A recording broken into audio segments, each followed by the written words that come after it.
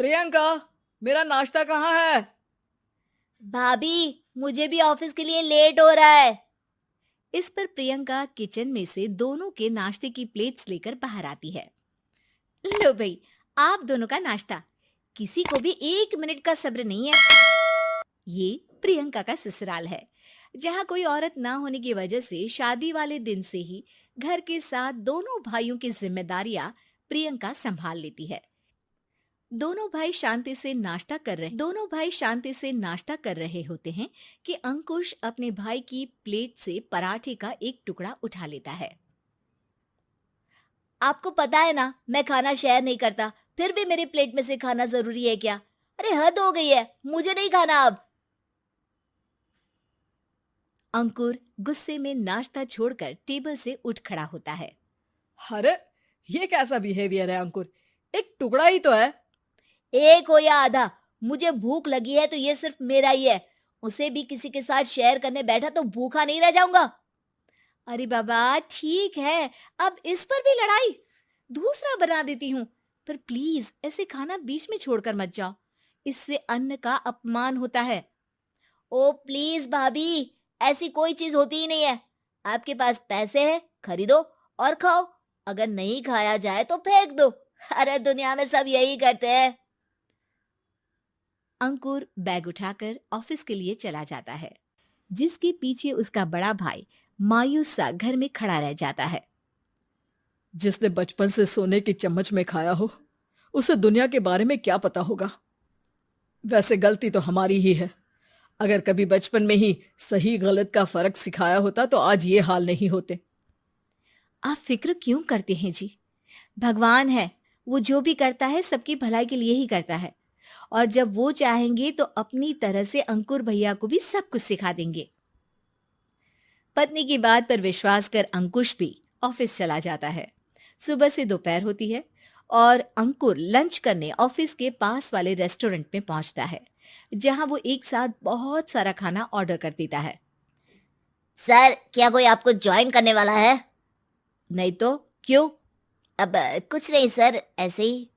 Waiter चला जाता है और कुछ देर में अंकुर का ऑर्डर लेकर वापस आता है, जिस पर अंकुर सब डिशेस में से थोड़ा थोड़ा खाकर बाकी ऐसे ही छोड़कर बिल देकर चला जाता है। वाह भगवान, तेरी माया।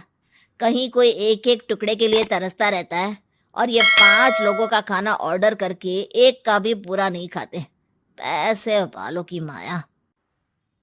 वेटर टेबल साफ कर बचा हुआ सारा खाना लेकर रेस्टोरेंट के पीछे घूम रहे बच्चों के पास पहुंच जाता है, जिसे देख बच्चों के चेहरे खिल उठते हैं। वाह, आज इतना सारा खाना आया। थैंक यू भैया, भगवान आपको खाने की फैक्ट्री बना दे। अगर ये फैक्ट्री मेरी होती तो तुम लोगों को कभी किसी का झूठा बचा हुआ खाना नहीं खाना पड़ता। चलो तुम लोग खाओ, पर ध्यान रखो किसी को पता ना चले, नहीं तो मेरी नौकरी चली जाएगी। इसी के साथ दिन बीतता है और रात को दोनों भाई एक साथ घर पहुंचते हैं। कुछ देर में सब डिनर करने बैठते हैं, जहां अंकुश अंकुर को समझाने की कोशिश करता है। अंकुर, अगर हमें लाइफ में सब कुछ मिला है, इसका ये मतलब नहीं कि तुम उसका गलत फायदा उठाओ, बल्कि तुम्हें उसकी मदद से दूसरों को भी मदद करनी चाहिए। भैया, जिनके पास नहीं है उनकी वजह मैं तो नहीं ना। और ऐसे बहुत लोग हैं जिनके पास सब कुछ है। इसलिए अगर मैं एक इंसान कुछ नहीं करूंगा तो कोई फर्क नहीं पड़ने वाला। तुम्हारे भैया बस एक चीज समझाना चाहते हैं कि जिस चीज की हमारे पास कमी नहीं है, उसे बर्बाद करने से अच्छा है कि लोगों के साथ शेयर करें। इससे हम सिर्फ सामान नहीं, खुशियां भी बांटते हैं, और इसमें तुम्हारा ज्यादा कुछ तो जाएगा नहीं। भैया भाभी की बात सुन अंकुर कुछ बोले बिना उठकर चला जाता है। इसी तरह दिन बीतते रहते हैं, जिसमें अंकुश और प्रियंका कोशिश तो बहुत करते हैं, पर अंकुर पर किसी भी चीज का कोई असर नहीं पड़ता। एक दोपहर अंकुर सैंडविच खाते हुए सड़क के किनारे चल रहा होता है। तभी उसकी नजर आइसक्रीम वाले पर पड़ती है और वो सैंडविच सड़क किनारे फेंक आइसक्रीम खरीदने पहुंच जाता है। अब इसे कहते हैं जिंदगी का सुख। जैसे ही अंकुर आइसक्रीम लेकर पीछे मुड़ता है तो एक आदमी को सड़क से वही सैंडविच उठाते हुए देखता है। वो आदमी बहुत कमजोर, गरीब, जैसे बहुत दिनों से खाना ना खाया हो वैसा लग रहा था। अंकुर उसके पास जाकर खड़ा हो जाता है। उसे देखकर आदमी सैंडविच अंकुर की तरफ कर देता है।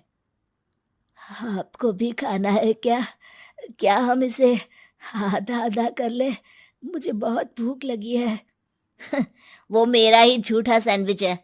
तुम दूसरा खरीद कर क्यों नहीं खा लेते? इसे क्यों खा रहे हो?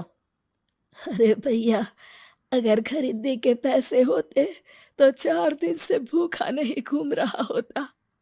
हैं? क्या? तुमने 4 दिन से कुछ नहीं खाया? फिर भी इस आधे सैंडविच को मेरे साथ बांटने के लिए तैयार हो गए? क्यों?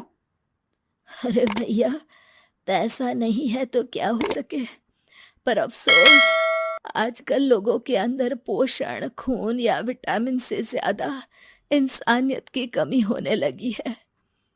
आदमी की बातों से अंकुर को समझ में आ जाता है कि वो आज तक कितना गलत काम करता आ रहा था।